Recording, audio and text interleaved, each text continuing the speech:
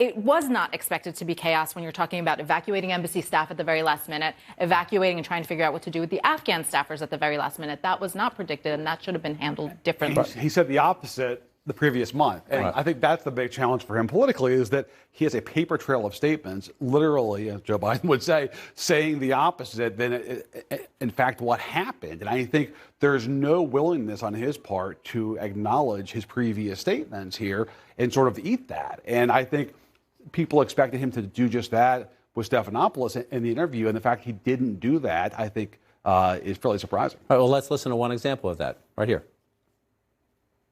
The likelihood there's going to be the Taliban overrunning everything and owning the whole country is highly unlikely. The idea that somehow there's a way to have gotten out without chaos ensuing, I don't know how that happens.